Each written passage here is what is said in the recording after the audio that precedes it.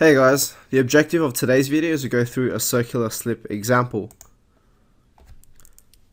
So here is our slope, and this is our slip circle here. Our soil element is subjected to a surcharge at the top of 50 kPa. We also have a water table at a depth of 3 meters above the toe of the slip circle, and the slope is inclined at an angle of 45 degrees above the horizontal.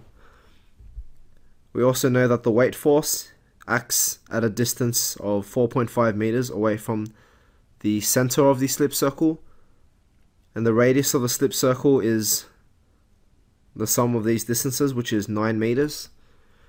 We also know some properties of the soil, so the total unit weight is 17 kilonewtons per meters cubed, the undrained cohesion is 40 kPa, the angle of friction is 0, and our goal here is to determine the factor of safety. So before we start, we need to first find all the forces which act on this soil element. So of course we have a shear force which acts along the arc of the slip circle. So I'll just draw that in. So the shear stress is tau F. Okay, we also have a force due to this surcharge.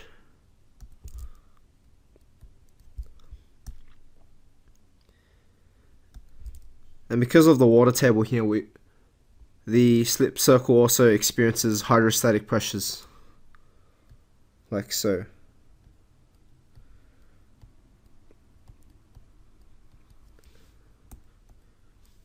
Alright, so let's first calculate the weight force for the soil element.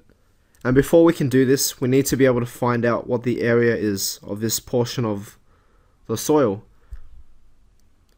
And the approach to go here is to look at this geometry here as a sector, and we'll subtract these two triangles here to give us the remaining area, which will be the area of the soil element. So I'll just draw a line here. Alright, so this triangle has a height of 3 meters and a hypotenuse of 9 meters. And we're trying to find, it'll be useful for us to know what these two angles are. So let's go ahead and do that first. So let me just draw that in. So that's our triangle, 3 meters, 9 meters. We're trying to find these two angles here.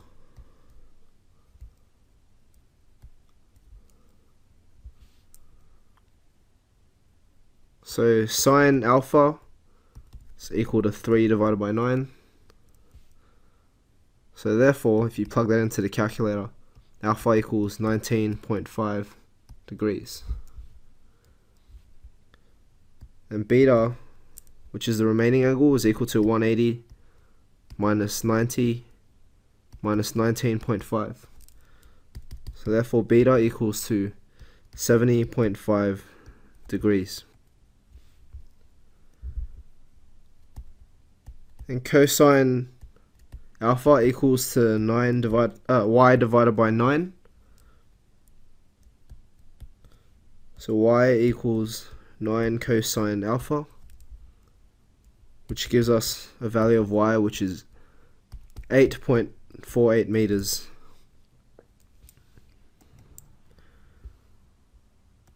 So going back to the original diagram, this distance here is 8.48 meters. And now we can use the dimensions of this triangle here to determine what this length is. And as a result, we're able to subtract that and find out what this remaining length is. And knowing what this length is will allow us to convert this surcharge pressure into a force.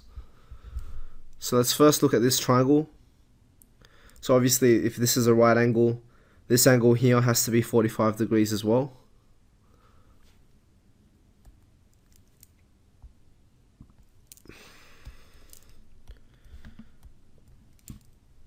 So 45 degrees. 6, and I'll call this x. So tan 45 degrees equals x divided by 6, which gives us a value of x, which is 6 meters.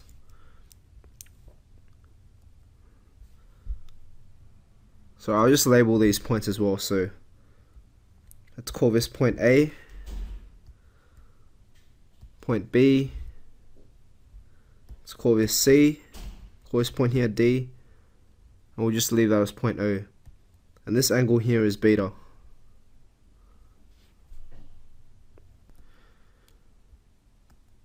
And I'll just label the triangles as well. So that's O, D, and B.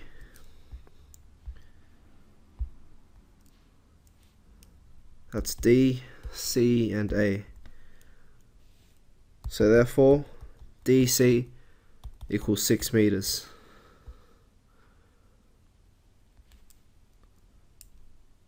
So therefore, the area of the wedge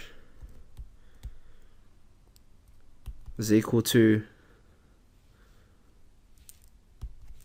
70.5 divided by 360.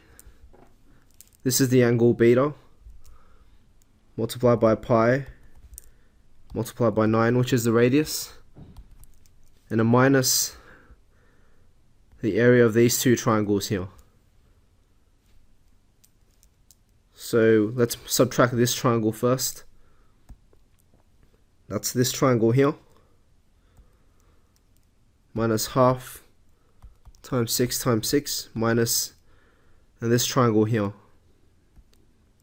which corresponds to this triangle here. So half times 3 times 8.28. And this works out to be 19.4 meters squared. And because our problem has a unit depth, that means our volume. So you multiply this by 1 meter. So it gives 19.4 cubic meters. So therefore our weight force is equal to our volume multiplied by a unit weight. So that's 19.4 multiplied by gamma. Gamma is 17.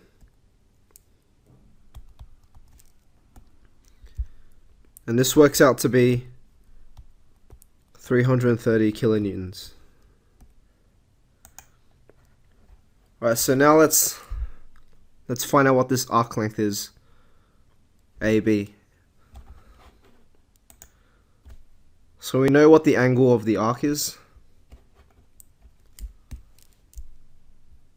which is 70.5 degrees. So the arc length AB is given by 70.5 divided by 360 multiplied by 2 pi times the radius 9. So it gives us 11.1 meters. So that means the shear force along AB,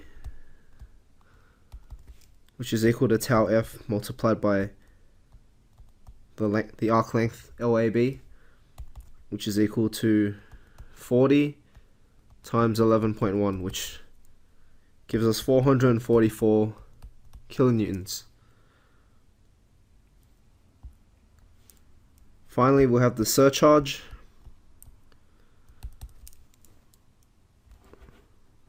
So the pressure of the surcharge is 50 kPa multiplied by,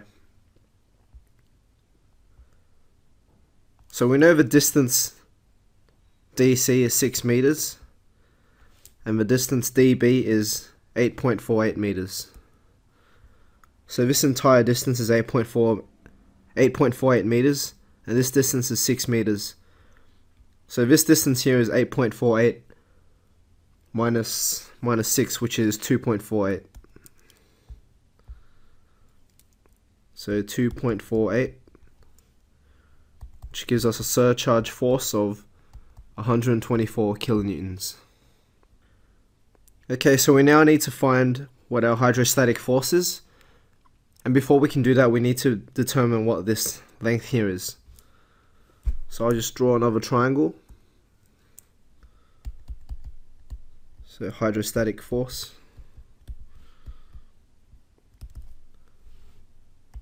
So that vertical distance was 3 meters. This angle is 45 degrees, and we're trying to find this length here, which I'll just call W. So W equals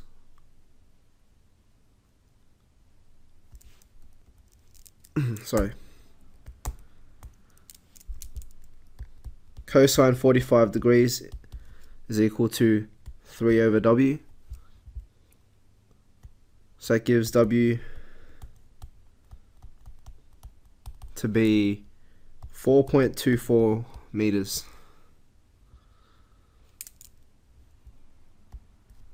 So if I draw out our hydrostatic pressure now,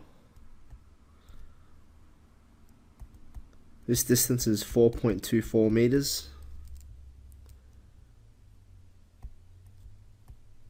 And the pressure force is PW. So PW is equal to the area of this triangle, and this value here is given by rho GH. So that's gamma WH,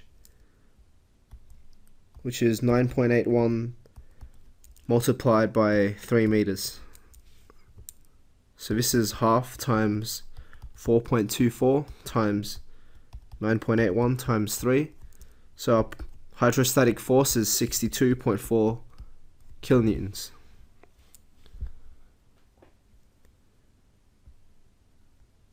Let's also find the horizontal and vertical components of this force, because it'll be easier to take moments with these components as opposed to this pressure force. So PWX is equal to PW cosine 45 degrees. That works out to be 44.4 kilonewtons. And PWY is equal to the same thing, so 44.4 kilonewtons. So now we have all our forces, so we can now take moments. We can now determine the resisting moments and disturbing moments in order to determine our factor of safety. So also, because the pressure force is acting at a distance 2/3 down the slope of the, so the pressure force is acting 2/3 down the long distance of the triangle here. So we can also say that 2/3 of this distance is also at the same height of 2/3 of this vertical distance, which is 1 meter. So anyway, F is equal to the resisting moments divided by the disturbing moments.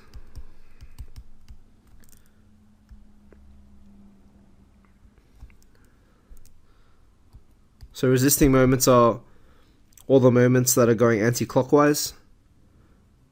So that's PWX multiplied by, so the radius is 9 and minus this distance here 1 meter, so this is 8 meters. So I just draw it as a dot so it doesn't look as confusing. So multiplied by 8 plus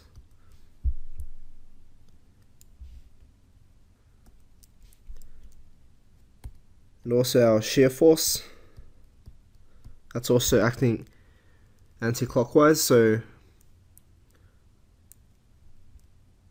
444 multiplied by the radius, which is 9. And now we have the forces acting clockwise, so PWY multiplied by and this distance is 1 meter. You can find that out by trigonometry, plus the weight force, which is acting at a distance of 4.5 meters.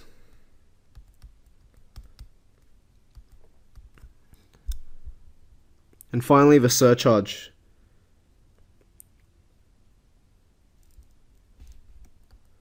So we know this distance here is 6 meters, and this distance here is 2.48, so it acts midway through 2.48. So that works out to be 124 kilonewtons multiplied by 7.24 meters.